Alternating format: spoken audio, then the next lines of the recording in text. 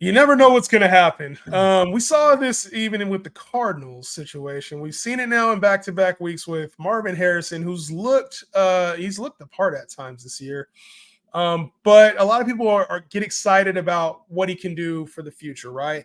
A little bit of inconsistency out of Kyler Murray's part, another player on the Cardinals who we really are excited about. And in a game without Trey McBride against one of the worst secondaries in the league, we're expecting a mega breakout game from Marvin Harrison. It didn't happen. He was good. I'm not saying he wasn't good and hasn't been good, but I think we're kind of shocked because like we see the talent at times, we've seen the usage at times in certain quarters or drives, but this thing hasn't picked up the way that I think a lot of people expect for Harrison.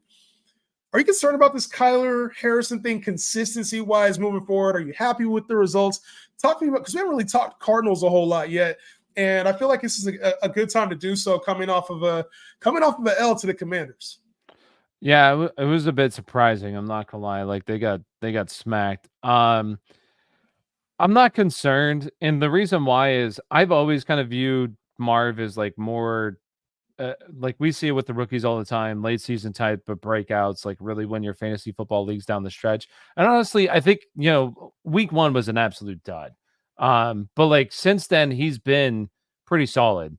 Now has he been like Malik Neighbors? No, because this team isn't literally feeding him the rock every single play. It's just not how it's working out. But I think he's been solid. Yes, this is a matchup that you want to see maybe him take advantage of because literally everybody else has. But like Kyler didn't play well. Now maybe that's because I don't know, Marvin, but also I think it does affect like when you don't have a number 2 in this offense, in my opinion.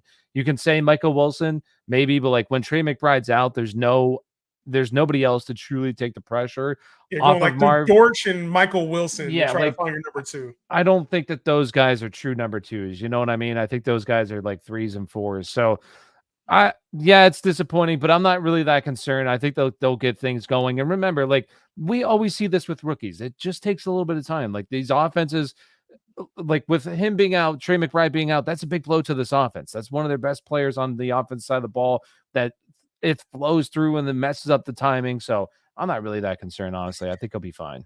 I think it's just a matter of like where you expected Marv to be at this point. And Yeah, if you I would agree. expected him to be what he was in that first half of that game, first quarter when he went crazy, if you're expecting that every week, I think you're in for a disappointment. You're probably wondering where his value is. But I think it was kind of, for people who play fantasy a lot, it's like, rookies go through waves. Even a guy like Malik Neighbors, you mentioned it, he's had a hot streak. I'm sure at some point it always happens. There's a cold streak with the rookies as well. So for me, I'm not overly concerned about this offense at all. I'm not sure. I think Zay Jones is on this team too, like on his way back. I know he got suspended earlier in the year. I don't know if he's still on the roster or not. But Trey McBride was out. So you see Kyler with under 150 yards. You're like, shit, what did I draft? Like, is this good? Is this bad? I don't think there's a whole lot of reason to be worried about this Cardinals team, especially because they have one of the most fantasy-friendly playoff schedules that there is this for any quarterback, wide receiver. So I think right now you kind of got to roll with the punches as far as the inconsistency, but you talked about it. You could have a second half gem here where we're talking about a top 5 to 7 receiver. Let me ask you this, Tyler. Obviously this is fun to do now that we got a few weeks. You got to pick one of the rookies for the rest of the season. You picking Neighbors or you picking Harrison? Harrison was drafted like rounds above Neighbors. Yeah. Which one are you picking rest of the season at cost? Man, I mean, it's baseline. It's really tough not to say Neighbors just because like the dude's on pace to shatter like not only just rookie target record, like the target record in the NFL.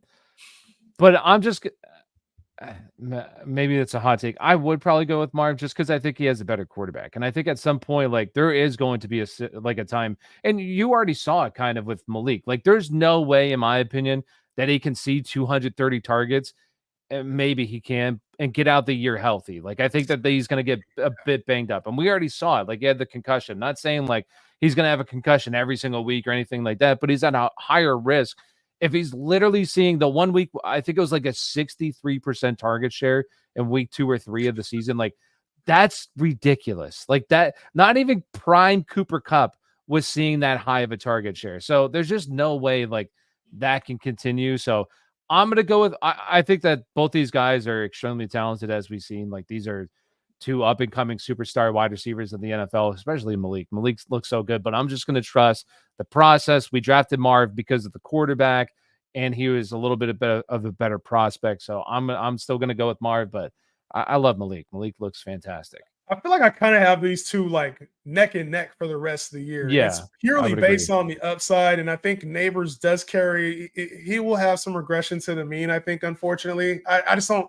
Maybe we're wrong. Maybe we're just wrong about Daniel Jones and that he is a better quarterback, and maybe Brian Daboll's got this thing figured out. Like I agree, that's half 100%. the issue. No, so for sure. when it comes to the Cardinals, there was a little bit of